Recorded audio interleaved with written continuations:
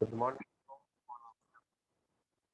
Object of finance મેનેજમેન્ટમાં જોઈ ગયા હતા કે there are two main objectives of the finance management. એક તો પ્રોફિટ મેક્સિમાઇઝેશન અને બીજો છે વેલ્થ મેક્સિમાઇઝેશન. ઓકે, તો પ્રોફિટ મેક્સિમાઇઝેશનમાં શું છે, વેલ્થ મેક્સિમાઇઝેશનમાં શું છે, તો એના વિશે જો તમને કહીએ તો પ્રોફિટ મેક્સિમાઇઝેશન, તો પ્રોફિટ એ મેઇન સોર્સ છે, આર્ગ્યુમેન્ટ એના ફેવરમાં છે. તો આર્ગ્યુમેન્ટ શું કહે છે, તો કે ભાઈ બિઝનેસ પ્રોફિટ વગર સર્વાઈવ કરી શકતો નથી, એટલે પ્રોફિટ ઓબ્જેક્ટ હોવો જોઈએ. પ્રોફિટેબિલિટી ઇઝ અ બેરોમીટર છે. ફરી સમજાવશું, 5 મિનિટ ડિસ્કશન કરી લઈએ છીએ કે પ્રોફિટેબિલિટી એ બેરોમીટર છે. એટલે પ્રોફિટ જો બિઝનેસ કરતો હશે તો એનું ડેવલપમેન્ટ થતું હશે, તો profitability is a barometer. Profit જે બિઝનેસ સારો થતો હશે તો એ બિઝનેસ સારો અચીવમેન્ટ કરે છે એવું કહી શકાય, એટલે પ્રોફિટ હોવો જોઈએ. No the business to face some adverse condition. અમુક એડવર્સ કન્ડિશન હોય, ધારો કે ફ્લડ આવ્યું, આપણા કંપનીમાં પાણી ભરાઈ ગયું, ધારો કે લોકડાઉન થયું, સેલરી ચૂકવવાની કમ્પલસરી છે કારણ કે આપણે ત્યાં સ્થાયી કર્મચારીઓ છે, એ પરમનન્ટ એમ્પ્લોઈઝ છે, તેમને છૂટા ના કરાય. અથવા તો ઘણી વખત કોઈ લોસ આવ્યો, એવો કોઈ ઇકોનોમિકલ કન્ડિશન બેકગ્રાઉન્ડ બેકવર્ડ થઈ ગઈ. ધારો કે હમણાં તમને વાત કરીએ તો ગુજરાતની અંદર ઓક્સિજન, દરેક આખા વર્લ્ડની અંદર, આખા ઇન્ડિયાની અંદર ઓક્સિજનની બહુ જ કમી હતી, એટલે સરકારે નક્કી કર્યું કે કોઈ પણ ઇન્ડસ્ટ્રીઝને ઓક્સિજન આપવામાં નહીં આવે. બધો જ ઓક્સિજન જે ઇન્ડસ્ટ્રીઝને આપવામાં આવતો હતો એ ઓક્સિજન આપણે હોસ્પિટલ્સને આપીશું. અને હોસ્પિટલ્સના જે મેડિકલ ઓક્સિજન છે, મેડિકલ ઓક્સિજન અલગ હોય અને ઇન્ડસ્ટ્રી ઓક્સિજન અલગ હોય. તો મેડિકલ ઓક્સિજનનું ઉત્પાદન કરીશું, ઇન્ડસ્ટ્રી ઓક્સિજનનું ઉત્પાદન કરીશું નહીં. તો એવા સમયમાં જે ઇન્ડસ્ટ્રીઝને ઓક્સિજનની જરૂર છે, ઓક્સિજન વગર એનું પ્રોડક્શન થઈ શકતું નથી, તેવી ઇન્ડસ્ટ્રીઝે પોતાનું પ્રોડક્શન કટડાઉન કરવું પડ્યું 1 મહિના સુધી. તો આવા કેસની અંદર એમને જે નુકસાન થયું, બધી એડવર્સ કન્ડિશન કહેવાય. તો એ એડવર્સ કન્ડિશનને પહોંચી વળવા માટે પૈસાની જરૂર છે.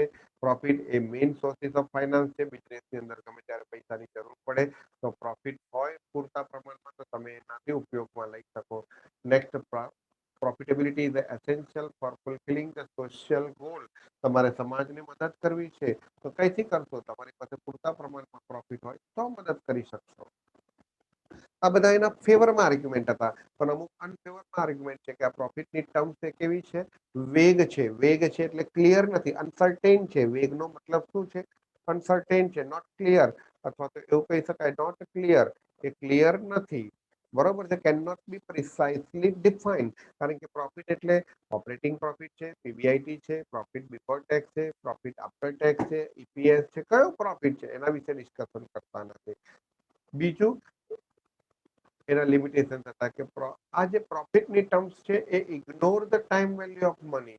ટાઈમ વેલ્યુ ઓફ મની એટલે કે પ્રોફિટ ક્યારે મળશે એ ઇમ્પોર્ટન્સ નથી, બસ પ્રોફિટ મળવો જોઈએ. તો પ્રોફિટ ક્યારે મળે છે, earlier is a better, not the bigger is a better. પ્રોફિટના ટર્મ્સમાં બિગર ઇઝ અ બેટર. ધારો કે તમે કોઈ પ્રોજેક્ટમાં ઇન્વેસ્ટમેન્ટ કરવા માંગો છો, 5 પ્રોજેક્ટ છે, દરેક પ્રોજેક્ટમાં 10-10 લાખ રૂપિયા ઇન્વેસ્ટમેન્ટ કરવાનું છે, તો કયા પ્રોજેક્ટમાં ઇન્વેસ્ટમેન્ટ કરશો? એક જ પ્રોજેક્ટમાં ઇન્વેસ્ટમેન્ટ કરો, દરેક પ્રોજેક્ટમાં જરૂર છે 10 લાખની, પણ તમારી પાસે એક જ પ્રોજેક્ટમાં ઇન્વેસ્ટમેન્ટ કરવાનો 10 લાખ રૂપિયા છે, 5 પ્રોજેક્ટમાં 50 લાખ નથી, તો તમે 5 પ્રોજેક્ટમાંથી કયા પ્રોજેક્ટમાં ઇન્વેસ્ટમેન્ટ કરશો? તો જો તમારો પ્રોફિટ મેક્સિમાઇઝેશન હોય ને ઓબ્જેક્ટ, તો જે પ્રોજેક્ટ વધારે આપણને રિટર્ન આપતો હશે, બિગર રિટર્ન આપતો હશે, એમાં તમે ઇન્વેસ્ટમેન્ટ કરશો. એટલે બિગર ધ બેટર એવું તમે એઝ્યુમ કરશો, પણ ખરેખર પ્રોફિટ ટાઈમ કન્સિડર કરવો જોઈએ. અર્લિયર ઇઝ ધ બેટર, મેં ગઈકાલે સમજાવ્યું હતું. બરાબર છે, એટલે એ ઇમ્પોર્ટન્ટ છે. કારણ કે ધીરે ધીરે રૂપિયાની વેલ્યુએશન ડાઉન થતી જાય છે, એટલે અર્લિયર ઇઝ અ બેટર તમારે કોન્સેપ્ટ એપ્લાય કરવો પડે, બિગર ઇઝ અ બેટર નહીં. ત્યારબાદ નેક્સ્ટ કોન્સેપ્ટ હતો, એના લિમિટેશન હતા કે ignore the risk and uncertainty. ધારો કે 5 પ્રોજેક્ટ છે, એ બી સી ડી અને ઈ, આ 5 પ્રોજેક્ટ છે, પણ આ પ્રોજેક્ટમાં પ્રોફિટ વધારે છે, રિસ્ક પણ વધારે છે, તો તમારે પ્રોફિટની જોડે રિસ્ક અને અનસર્ટેનિટી પણ કન્સિડર કરવા પડે. જે પ્રોજેક્ટમાં મિનિમમ રિસ્ક હોય ને, અથવા તો રિસ્ક એવોઇડ હોય, કાં તો રિસ્ક હોય, ધંધો છે એટલે જોખમ તો રહેવાનું, પણ કેલ્ક્યુલેટિવ રિસ્ક હોવું જોઈએ, મોડેરેટ રિસ્ક હોવું જોઈએ, એટલીસ્ટ લોઅર રિસ્ક હોવું જોઈએ.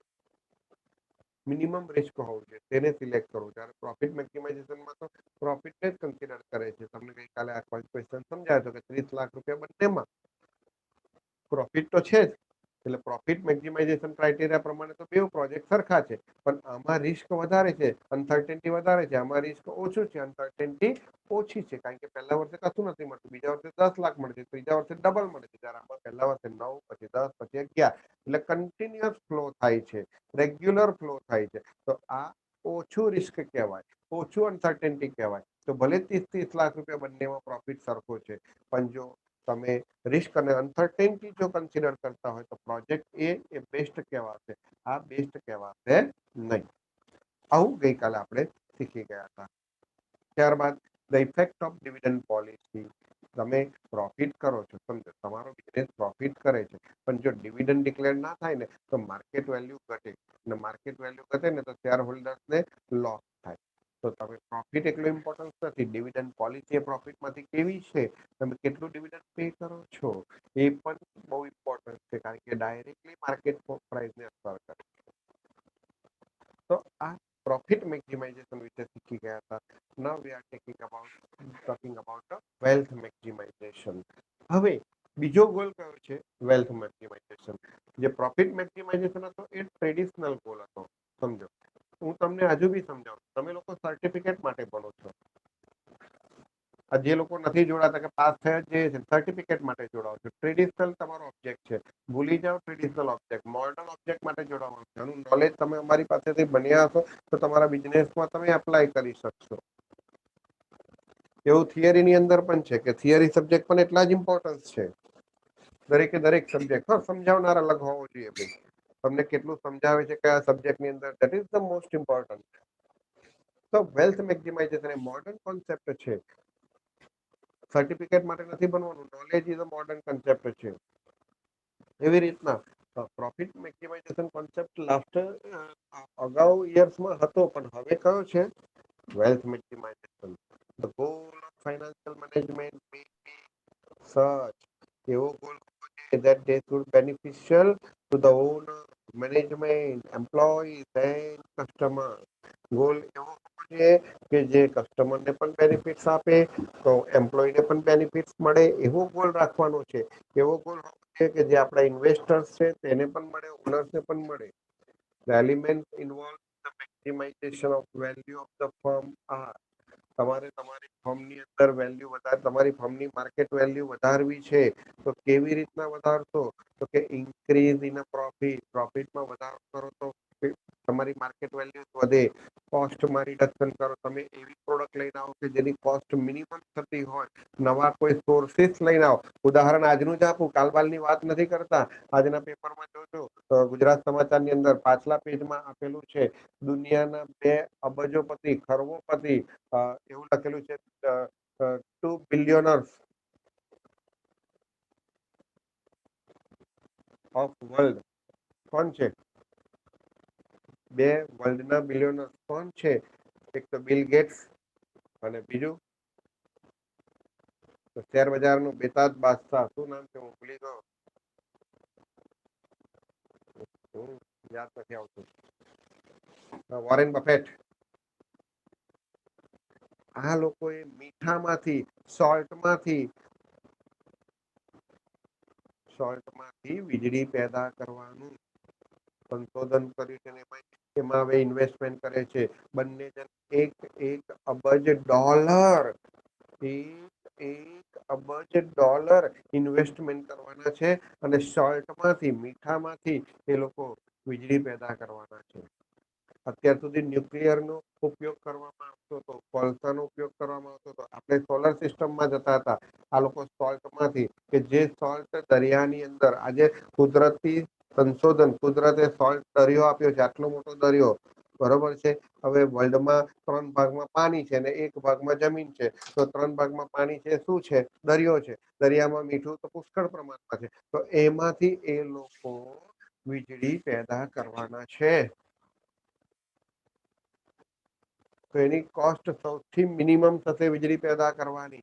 રિડક્શન ઇન કોસ્ટ, એની વેલ્યુ વધશે. Judicious choice of fund. judicious choice of fund, તમે ફંડ ક્રિએટ ક્યાંથી કરો છો? મિનિમમ કોસ્ટ ઓફ કેપિટલ હોવું જોઈએ, મિનિમાઇઝ રિસ્ક, તમારા બિઝનેસમાં રિસ્ક ઓછું હોવું જોઈએ, અને લોંગ રન વેલ્યુ, અને તમારો ધંધો એવો હોવો જોઈએ કે જે લાંબા સમય સુધી ચાલ્યા કરે. So that is the most important. તો આ વસ્તુ ઇમ્પોર્ટન્ટ છે.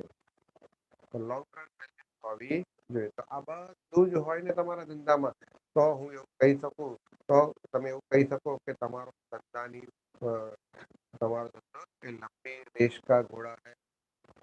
સમજો તમારો બિઝનેસ લાંબા સમય સુધી ચાલશે, તો એના દ્વારા તમારી એક માર્કેટની અંદર વેલ્યુ બને. તો એલિમેન્ટ ઓફ વેલ્થ મેક્સિમાઇઝેશન આ બધું જ હોવું જોઈએ, કોઈ એક પાસું ના હોવું જોઈએ. એકલો પ્રોફિટ ઇમ્પોર્ટન્સ નથી, આ બધું ઇમ્પોર્ટન્સ છે. So value maximization means wealth maximization of the net present value of investment in assets. Value maximization એટલે કે તમે જે એસેટ્સમાં ઇન્વેસ્ટમેન્ટ કર્યું છે એની net present value. What is the net present value? Net present value એટલે cash inflow minus cash outflow. કે શબ્દ તમારા માટે નવો નથી. કેશ ફંડ ફ્લોમાં શીખી ગયા હતા કે તમે જે ઇન્વેસ્ટમેન્ટ કર્યું છે એમાંથી રિટર્ન કેટલું મળે છે. કેશ ઇનફ્લો એટલે શું લ્યા? રિટર્ન. કેશ ઇનફ્લો એટલે શું? વિચારો.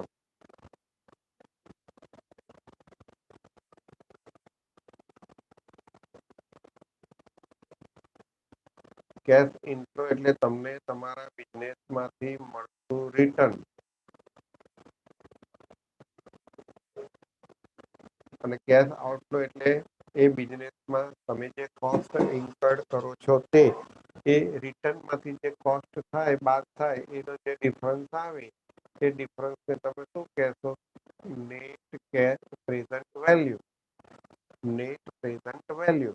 તો નેટ પ્રેઝન્ટ વેલ્યુ એટલે શું? જો તમને પાછળ લખેલું છે તો net present value of investment in asset is difference between, MCQ માં પૂછાય, difference between present value of stream of future cash flow, present value of future cash flow and the present value of cash outflow. તમે કેટલું investment કર્યું અને કેટલું return મેળવ્યું. ધારો કે ઇન્વેસ્ટમેન્ટ 10 લાખ કર્યું, રિટર્ન 14 લાખ મળ્યું, તો તમને 4 લાખ રૂપિયા તમને નેટ પ્રેઝન્ટ વેલ્યુ વધારે મળ્યા, તો એ તમારી નેટ પ્રેઝન્ટ વેલ્યુ કહેવાય. present value of cash inflow and present value of cash outflow both are determined by a discounting rate. આ શબ્દ તમને આગળ એક ટોપિક મેં તમને કીધેલું ગઈકાલે કે પહેલા જે યુનિટમાં 3 ટોપિક છે. એક ઇન્ટ્રોડક્શન થિયરી છે, બીજું રેશિયો એનાલિસિસ છે, અને ત્રીજું છે ટાઈમ વેલ્યુ ઓફ મની છે.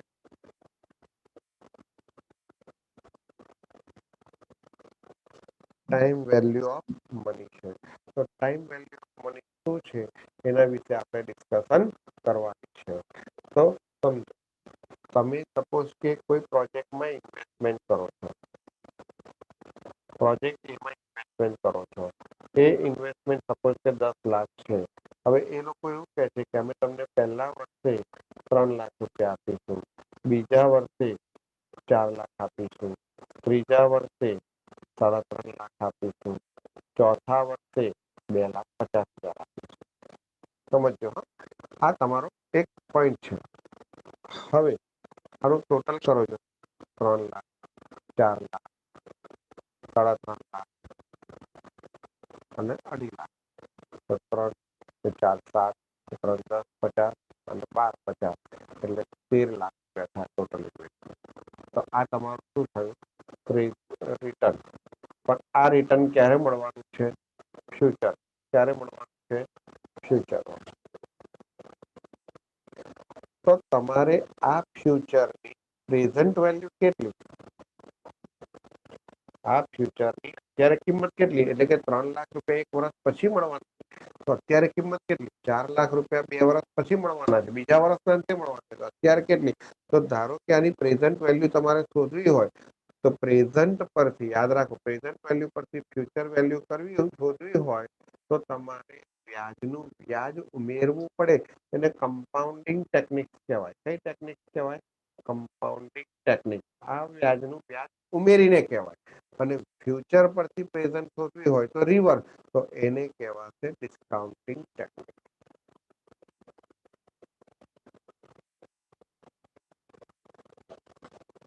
તો અહીંયા આગળ એવું કહે છે કે present value of cash inflow, investment તમે અત્યારે 10 લાખ કરો છો અને એનું આઉટફ્લો ફ્યુચરમાં મળવાનું છે. ધારો કે 5મા વર્ષે તમને એવું કીધું હોય કે અમે 1.5 લાખ આપીશું, એટલે કેટલા થયા? 14,50,000. તો તમારું રિટર્ન કેટલું થયું ટોટલ?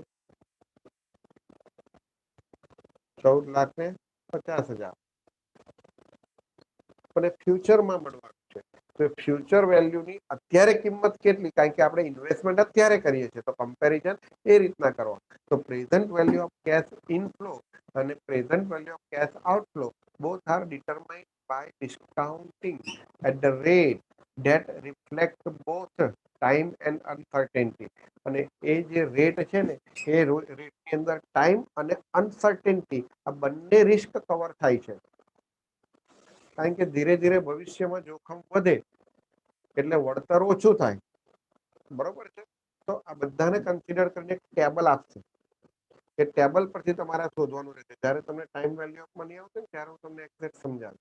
એ ટેબલ પરથી ડિસ્કાઉન્ટિંગ રેટ અને કમ્પાઉન્ડિંગ રેટ, પ્રેઝન્ટ પરથી ફ્યુચર શોધવું હોય તો કમ્પાઉન્ડિંગ રેટ, અને ફ્યુચર પરથી પ્રેઝન્ટ શોધવું હોય, પાછું આવવું હોય તો discounting. If the present value of cash inflow exceed, ધારો કે આ જે 14.5 લાખ મળવાના છે એ 14.5 લાખની કિંમત પ્રેઝન્ટમાં ધારો કે 11,20,000 રૂપિયા હોય, તો તમે અત્યારે આ શું કહેવાય? Present value cash inflow. અને અત્યારે ઇન્વેસ્ટમેન્ટ કેટલા કરો છો? તો present value of cash inflow 11,20,000 અને ઇન્વેસ્ટમેન્ટ કેટલા કરો છો? 10 લાખ. તો તમને કેટલા વધારે મળે છે? 1,20,000. તો ધંધો ખોટો નથી, તમે ઇન્વેસ્ટમેન્ટ કરી શકો છો. એટલે લખ્યું છે, તમને શું કીધું છે? જો if present value of cash inflow exceed present value of cash outflow, it will increase the value of the firm. તો તમારા ધંધામાં તમે જે ઇન્વેસ્ટમેન્ટ કર્યું છે, ધ્યાન રાખજો, તમારા બિઝનેસમાં તમે જે ઇન્વેસ્ટમેન્ટ કર્યું છે એ ઇન્વેસ્ટમેન્ટ દરેક જણ કોન્સન્ટ્રેશન રાખે. તમારા ધંધામાં તમે જે ઇન્વેસ્ટમેન્ટ કર્યું છે એ ઇન્વેસ્ટમેન્ટની સામે મળતું રિટર્ન ડિસ્કાઉન્ટિંગ ફેક્ટર્સ દ્વારા તમે કમ્પેર કરો, તો જો એ વધારે હોય તો તમારી બિઝનેસનો ગ્રોથ સારો છે, તમારા ડિસિઝન ફેવરેબલ છે. એ આધારે તમારી વેલ્યુ ઓફ ફર્મ વધશે અને એના આધારે માર્કેટ વેલ્યુ વધશે. and this will increase the market price of the share. અને માર્કેટ પ્રાઇસ વધે એટલે wealth of the share holder પણ વધશે. such investment should be made in the business. તો એવું એવા બિઝનેસમાં લોકો ઇન્વેસ્ટમેન્ટ કરશે કે જેની માર્કેટ વેલ્યુ વધારે છે. એવું યાદ રાખજો. The present value maximization criteria is superior than profit maximization criteria. Profit maximization criteria કરતા પ્રેઝન્ટ વેલ્યુ મેક્સિમાઇઝેશન ક્રાઇટેરિયા એ સુપીરિયર છે. કેવી રીતના? તો કે wealth maximization criteria is base on the concept of cash flow generated from the use of asset. તમે કેટલી cache generate કરો છો એના ઉપર, કેટલો પ્રોફિટ જનરેટ કરો છો એના ઉપર નહીં. પ્રોફિટ બે પ્રકારનો હોય, કેશ અને નન કેશ. ઉધારે માલ વેચો તો નન કેશ, તો પૈસા ના આવે એનો શું મતલબ? એટલે wealth maximization criteria is based on the concept of cash flow generated from the use of asset, while well profit maximization criteria is based on the concept of accounting profit generated from the use of assets.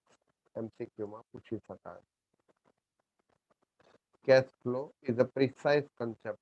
આ એક precise એટલે એકદમ ટૂંકો અને perfect કહેવાય. માલ કેટલાનો વેચ્યો એટલે એનું કેટલાનું છે એ નહીં, તમારા હાથમાં કેટલા રૂપિયા આવે છે. કારણ કે ડેવલપમેન્ટ કરવા માટે તમારે અત્યારે રૂપિયા જોઈશે. કોઈ ડિસિઝન લેવું હોય તો અત્યારે રૂપિયા જોઈશે. તો એમાં શું પોઝિશન છે? તો cash flow is a precise concept with a definite connotation with a definite connotation measuring benefits in the terms of cash flow. Measuring benefits in the terms of cash flow. તમે cache ફ્લોના ટર્મ્સમાં જો benefits major કરો ને તો એ શું કરે છે? Avoid એમ્બિગ્યુટી. એમ્બિગ્યુટી એટલે અચોક્કસતા. ભવિષ્યમાં પેલો મને કાલે રૂપિયા આલી જવાનો, રૂપિયા આપી જવાનો છે એ વાત રહેવા દો. કાલે એના ઘરે કંઈક પ્રોબ્લેમ થઈ ગયો તો એવું કહે છે કે સર મારા ઘરે પ્રોબ્લેમ થઈ ગયો છે એટલે હું રૂપિયા આજે નહીં આપી દઉં. અત્યારે કેટલા આવે છે? એટલે ભવિષ્યની અચોક્કસતાને ઇગ્નોર કરે છે કેશ ફ્લો કન્સેપ્ટ. એસોસિએટેડ જોડાયેલી છે with the accounting profit. Accounting profit સાથે એમ્બિગ્યુટી જોડાયેલી છે. ધારો કે તમે 10 લાખનો માલ 12.5 લાખમાં વેચ્યો, ઉધારે વેચ્યો છે તો 12,50,000 આવશે પણ ભવિષ્યમાં આવશે. 2.5 લાખ રૂપિયા નફો થશે, ભવિષ્યમાં થશે. ભવિષ્ય કોને જોયું છે? ગમે તે થઈ શકે. એટલે કેશ ફ્લો એ ઇમ્પોર્ટન્ટ કોન્સેપ્ટ છે. This is the first operational features of the wealth maximization criteria. બીજું કે છે the wealth maximization criteria considered both uncertainty and risk. પેલામાં time value of money, uncertainty, risk consider નતા કરતા. આ બંને કન્સિડર કરે છે in the earning profit in the future. It also incorporate the time value of money. કારણ કે તમારા સમયના આધારે, રિસ્કના આધારે તમને ફ્યુચરમાં રિવોર્ડ મળવાનું છે. તો એના આધારે તમારે ભવિષ્યની રકમનું પ્રેઝન્ટમાં કન્વર્ટ કરવાનું છે. Therefore, wealth maximization consider the time value of money and guide the management. Wealth maximization ને જ એટલે એવું કહી શકીએ કે વેલ્થ મેક્સિમાઇઝેશન એ ટાઈમ વેલ્યુ ઓફ મનીને ધ્યાનમાં રાખે છે અને મેનેજમેન્ટને ગાઈડ કરે છે in framing consistent strong dividend policy. કેવી ડિવિડન્ડ પોલિસી રાખો? કન્સિસ્ટન્ટ અને સ્ટ્રોંગ. કન્સિસ્ટન્ટ એટલે દરરોજ એટલે કે એવરી યર તમારે ડિવિડન્ડ આપવું. ધારો કે તમે 10% આપ્યું છે તો પછી બીજા વર્ષે 10% તો મિનિમમ આપો, વધારો. અને strong dividend policy to reach maximum return of the equity share to the equity share holder. જેથી તમે ઇક્વિટી શેર હોલ્ડર્સને મેક્સિમમ રિટર્ન આપી શકશો. જેટલું ઇક્વિટી શેર હોલ્ડર્સને મેક્સિમમ રિટર્ન મળશે એટલી માર્કેટમાં વેલ્યુ તમારી ઇન્ક્રીઝ થશે અને જેટલી વેલ્યુ ઇન્ક્રીઝ થશે એટલું પાછું એમનો શેરનો ભાવ વધશે એટલે એમની પાસે રહેલા શેર સર્ટિફિકેટની વેલ્થ વધશે અને એનાથી જ એ લોકો સેટિસ્ફાઈડ થશે. તમારા પ્રોફિટથી સેટિસ્ફાઈડ નહીં થાય. કોઈ પણ ઇન્વેસ્ટર હોય, કંપનીને શું મળે છે એના કરતા એ કંપનીથી મને શું મળે છે એ ધ્યાનમાં રાખતો હશે. And that is why we can say wealth maximization is a correct object than the profit maximization. So here we can completed our question second object of wealth maximization.